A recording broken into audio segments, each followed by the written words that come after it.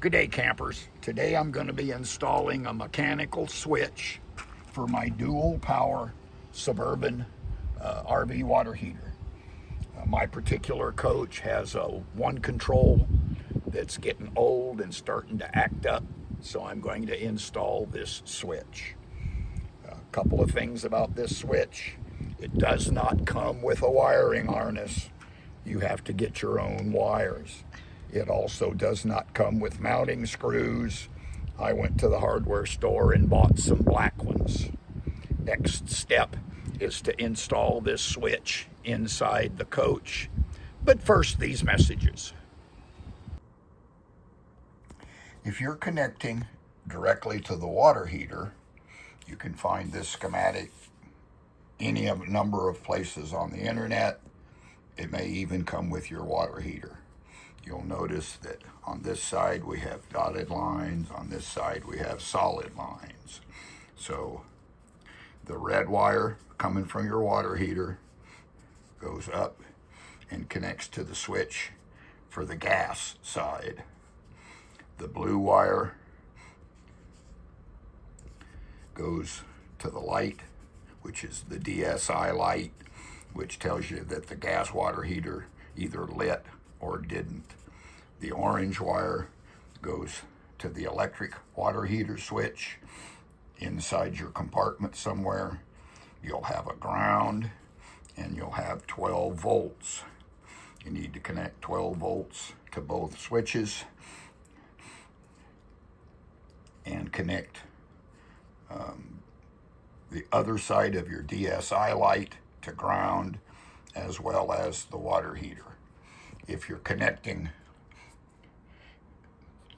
to the OneControl module, you'll find this connector is actually plugged into the module. The purple wire coming out of here is for the DSI light. Then you'll find actually a wire with a spade lug that connects to two specific outputs. Those outputs are going to be the number 3 is for your electric side, and the number 4 is for the gas side. You'll probably have to extend these wires whichever way you do it. Those wires, of course, you can get from Amazon. I took a small piece of tablet paper, folded it in half this way, and measured the space the switches need. Then I folded it in half the other way and measured the switches the other way and cut out this opening. I will use this opening as a template to cut the hole in my wall where the switch will mount. Because this cabinet is relatively thin, I cut this opening with a box cutter. You may need to use a different method to cut your opening. I used my endoscope and came up from the bottom, had my helper help me pull it through this hole. I then connected 5 wires and taped them to my endoscope and pulled it down through the bottom so that I can connect to the wires coming from the water heater. And these are my wires coming down from up above.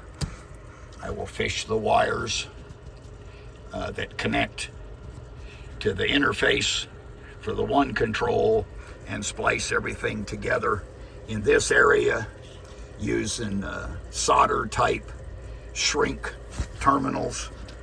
Those terminals will be linked in the description of the video.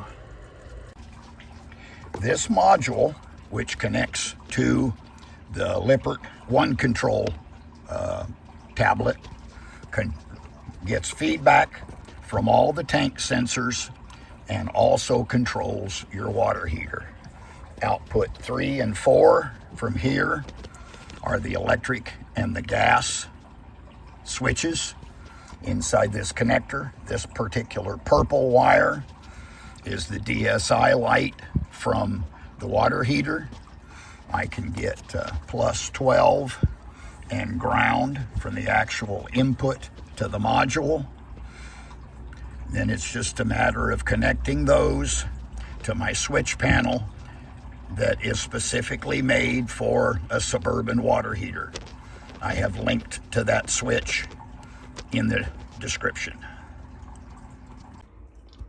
I was able to use the wires that were connected to the OneControl module for the electric water heater, the gas water heater, and the DSI light. I run a fresh new ground and 12 volt. And next thing is I'll put the panel back in. And the panel's installed and tested. I have electric, I have gas, and that's all there is to it. As always, thanks for watching, and please remember to like and subscribe.